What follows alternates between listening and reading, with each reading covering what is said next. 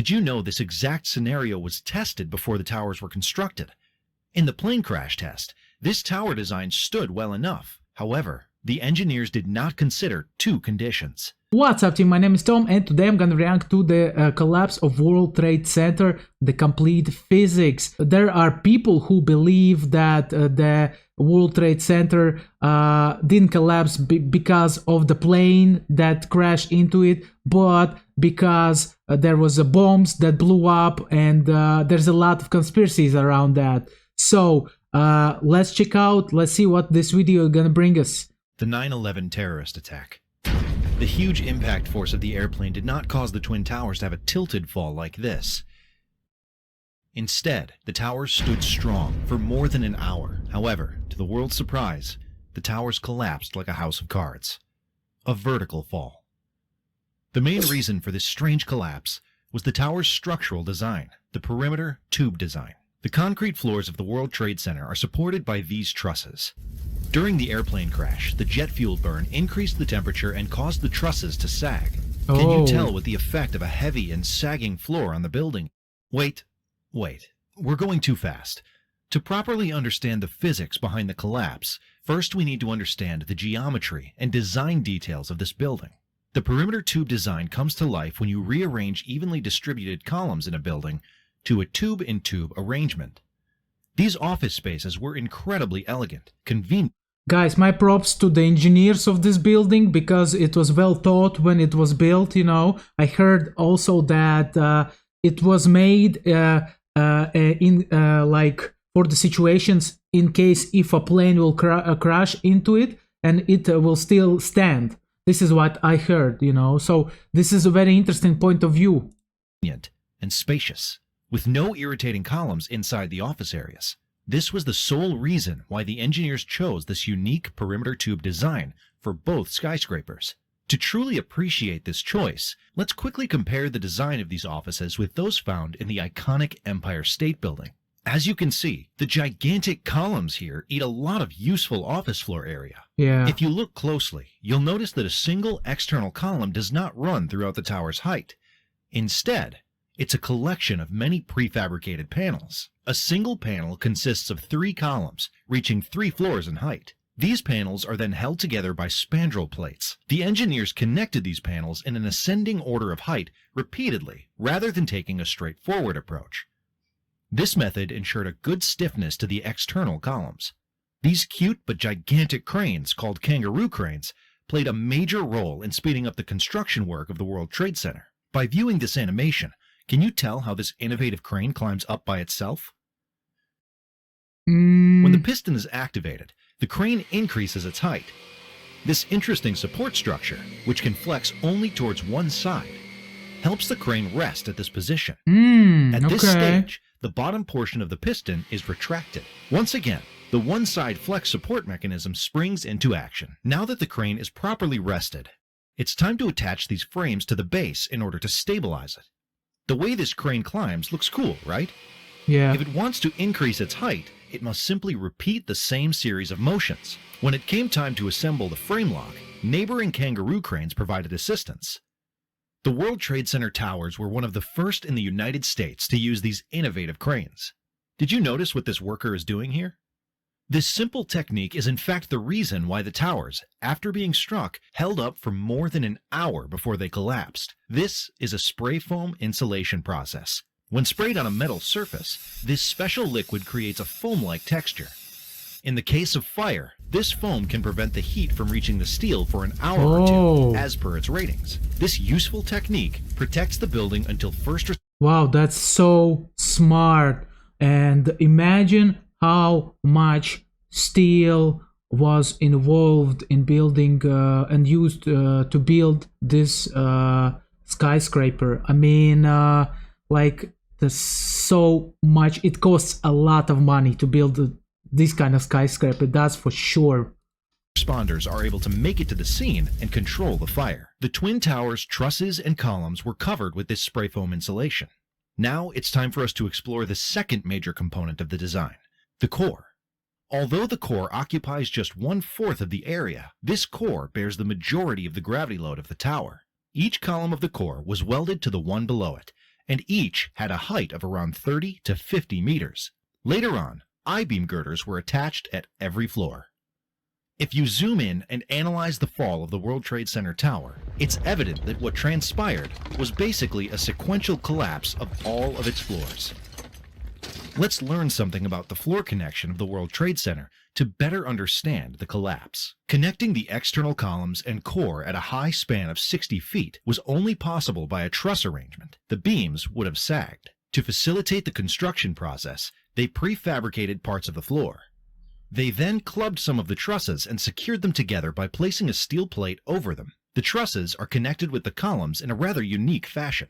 These truss connections were made possible via these tiny and crucial steel seats, the main culprit of the collapse and least mentioned in the reports offered by the government. Let's take a closer look at it. The truss's upper cord is rested on this inverse L-shaped steel piece. This seat is then welded to the spandrel plate via these tiny standoff plates. Keep these connection details in mind, as they played a crucial role during the collapse of the towers, as we'll learn later. Interestingly, the knuckles of the truss were made to pop out of the steel plate, so that later when concrete is poured, the rebars make the connection to the steel system stronger. Please note that in this floor design, the steel truss is exposed. With the cast-in-place concrete, the floor of the Twin Towers are ready for the lavish, open-floor office spaces to be sold out like hotcakes. At the very top of each tower sat a fourth important structural element, the hat truss. This huge truss structure served as a bridge between the core and the external columns. The hat truss also provided support for an antenna atop the tower. Now that we've covered the entire structure of the World Trade Center towers, I mean, everything was planned in building this huge skyscraper. In my mind, I'm really shocked how far the engineering has developed, nowadays, man. How the level of engineering is just high, and it wasn't back in the day. I'm not sure if you could leave it in comment section. Maybe in which year was skyscrapers built, right? I would be really grateful because nowadays the engineering is even better than it was back then. But back then, man, I mean, to build this huge building, man, and to hold, if not the planes, I guess it would still be there, right? And it would still serve, right? So it's a piece of art, basically. Let's get into the physics behind their intriguing House of Cards kind of collapse. As the hijacked jetliner crashed into the North Tower, it ruptured the maze of perimeter columns for up to 6 to 8 floors. This crash also damaged about 60% of the core columns. The elevators and stairwells were damaged too, trapping around 1,600 people above the tower. Oh no. This impactful hit of the Boeing jetliners could have led to a tower collapse like this, but it didn't. Thanks to the strong foundation of this building, and also due to thousands of these tiny viscoelastic dampers in the building. These rubber-based dampers absorbed some impact force. In fact, these dampers provided the towers with incredible flexibility, such that on a windy day, they could sway up to 12 inches. Wow, man. Moreover, the towers stood strong. Such a small piece, but it plays such a big role, Man, this is like always, the big picture is beautiful, but it's all about the small pieces in the picture. For more than an hour after impact, even after a giant gaping hole was left in its walls of columns. This was possible because the remaining columns, both the perimeter and core columns, did a great job of carrying the weight of the building above the crash area. So if the remaining columns did such a good job, you might be curious about what exactly led to the collapse of the tower. The catalyst of the collapse was the huge increase in temperature following the crash.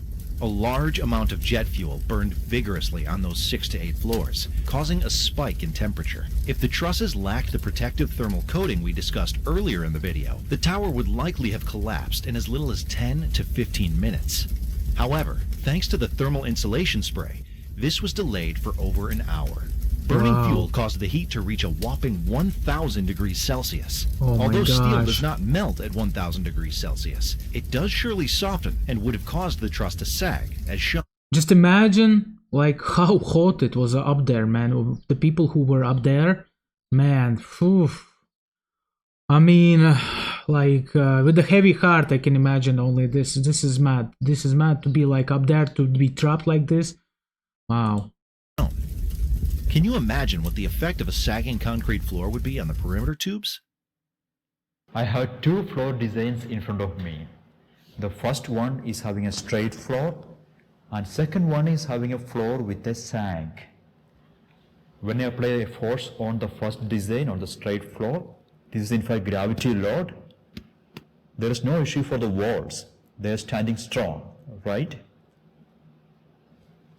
But if I apply the same force on the second design, on the sag floor design, you can see the walls are bending inward. Yeah. There's a huge deflection. The same thing happened in WTC perimeter design as well. And this dent is so clear in some of the collapse videos. This means that the weight of the sagging concrete floor would dent the perimeter columns inside. Yeah. This is due to the force which is acting inward. Remember, the perimeter tubes are also weakened due to the temperature increase. Now, let's see what the effect of a dent is on a perimeter tube design. This simple can is equivalent to a perimeter tube design.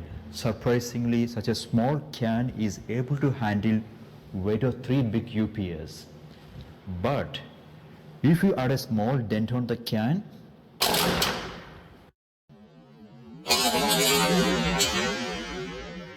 well, it wasn't a small bend on the. It was pretty decent bend, I would say, but still, it makes for me at least pretty good sense. Also, guys, don't forget to subscribe, click the bell for notifications, and leave your thoughts in the comment section. Thank you very much. it just collapsed. And if you check the details, oh my god, it was a perfect vertical collapse. You can see that. The same thing happened in WTC perimeter tube design as well. Similar to the experiment, when an axial force passes through a perimeter tube design with a dent, it just collapses at the region of the dent. This is a clear case of buckling. You've probably all experienced or at least seen buckling. Buckling occurs when a compressive load acts axially on a slender beam. Because of the dent, buckling happened at a much lower load. Can the strong central core save the top floors from falling down? Unfortunately, no, it can't. We've already seen how the floors are weakly connected to the core. Moreover, due to the high temperature, these connections were further weakened.